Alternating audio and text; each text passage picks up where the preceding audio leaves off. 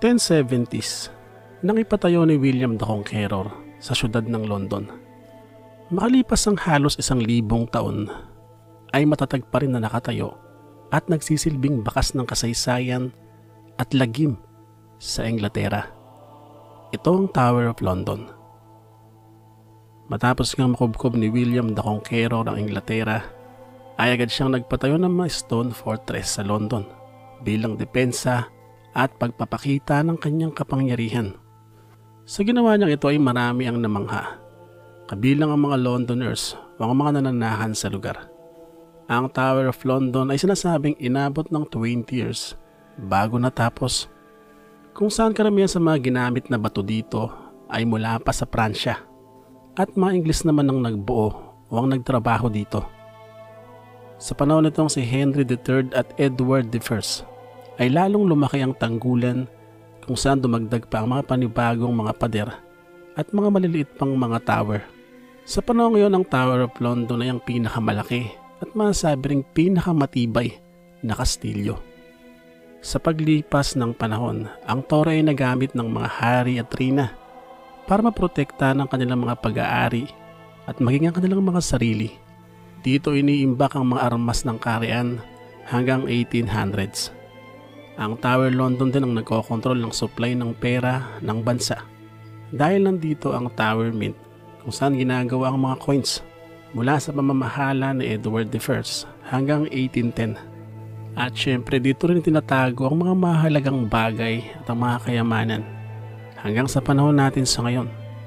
Kaya naman masabing ang Tower of London ay isa sa pinakabantay saradong kastilyo hanggang sa kasalukuyan. Pero bakit sinasabing ang Tower of London ay nakilala rin? Dahil sa mga kwento ng royal tragedies at kamatayan.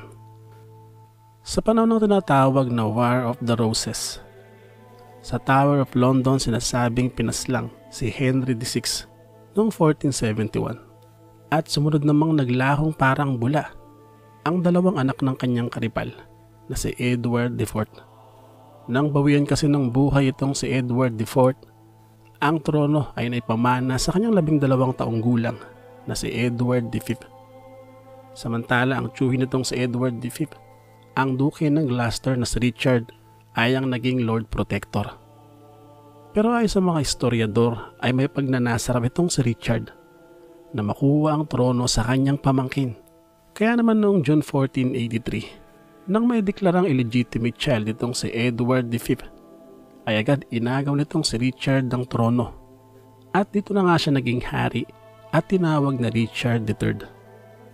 August 1483. Dito nga sinasabing biglang naglaho daw ang magkapatid na Edward V at ang nakababata niyang kapatid na 10 taong gulang lang na si Richard.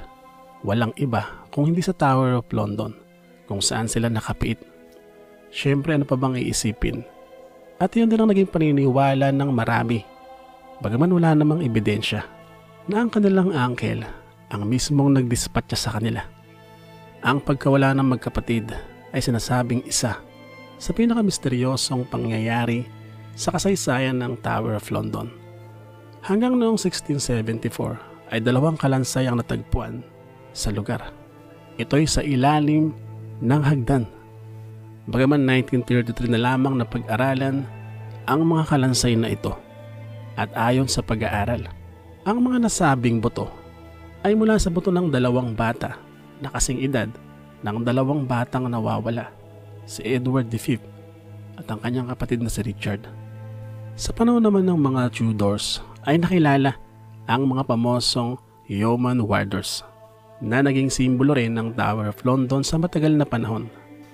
Sa panahon kasi nitong si Henry VIII ay inatasan niya ang mga ito na maging security sa Tower of London.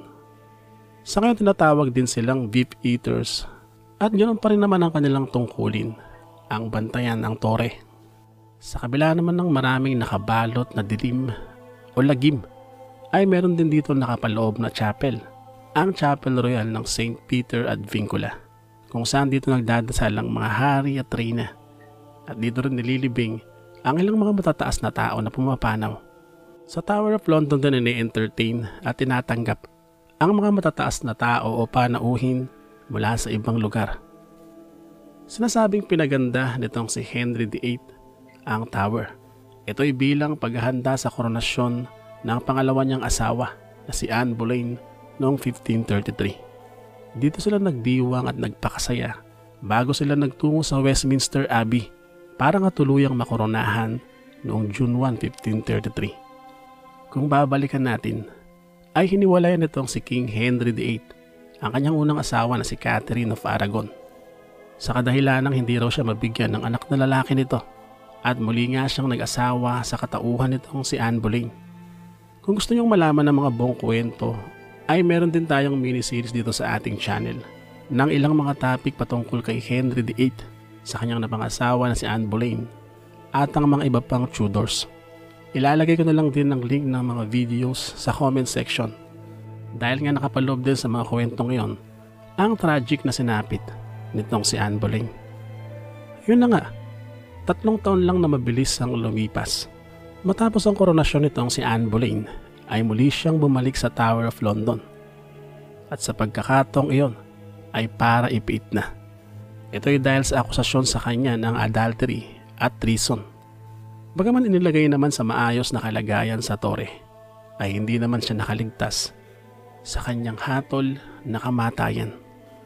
Sa mga panahong ito ay lalo nang nababalot ng lagim ang Tower of London dahil nga sa dumadami ang mga napipiit dito na hinahatulan ng kamatayan.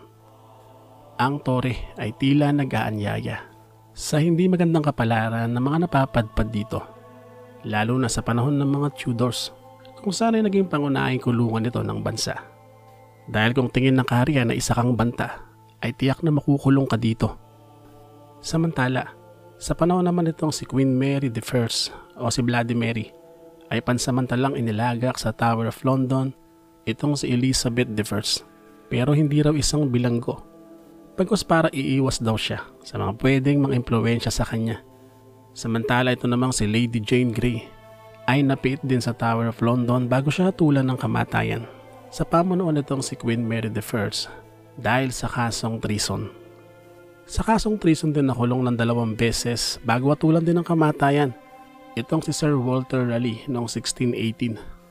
Nakasuhan din ng treason itong si Guy Fawkes dahil sa nabigong gunpowder plot noong 1605 sa pagtatangka niyang patayin si King James I at tinatulan nga siya ng kamatayan noong 1606. Ang sinasabing chapel sa Tower of London, ang Chapel Royal of St. Peter at Vincula, ay naging burial place nga ng mga pamosong bilanggo sa tore. Kabilang dito ang 3 reyna ng Inglaterra, si Anne Boleyn, si Catherine Howard at si Jane Grey na pare-parehong hinatulan ng kamatayan noong 16th century. Noong 1876 ay na-restore ng chapel kung saan hinukay pa nga ang mga nakalibing dito, kabilang ang labi ni Anne Boleyn at nilipat sa mas maayos at marmol na libingan. Kahit noong 18th century pa lamang ay marami nang bumibisita o turista sa Tower of London at lalo pa itong dumami noong bandang 19th century. Ito'y dahil sa dami na nagkaka-interes sa history ng British monarchy, lalo na nga yung mga malalagim na bahagi. Dahilan din bakit nagkaroon ng mga kwentong multo at katatakutan sa lugar. At ang ilan sa mga ito ay pagpapakita raw ng multo itong si Anne Boleyn at ng multo nitong si Arbella Stewart. Ito kasing si Arbella Stewart ay isa rin sa mga napiit sa tower dahil sa pagiging banta niya raw sa trono nitong si Queen Elizabeth I at siya ay binawian ng buhay habang siya ay nakakulong. At syempre hindi mawawala ang kwento ng multo ng magkapatid na Edward V at Richard. Bagaman syempre mga kwentong katatakutan lang naman ang mga ito. At ang mahalaga pa rin naman talaga ay ang bumabalot na kasaysayan sa lugar. Muli maraming salamat sa inyong mga post, sa inyong pagsuporta. At kung hindi ka pa nakapag-subscribe, ay mag-subscribe ka na para makasunod ka sa mga kwento ng kasaysayan sa mga susunod na araw. At muli maraming salamat sa inyong mga post. At see you sa next episode. Bye-bye.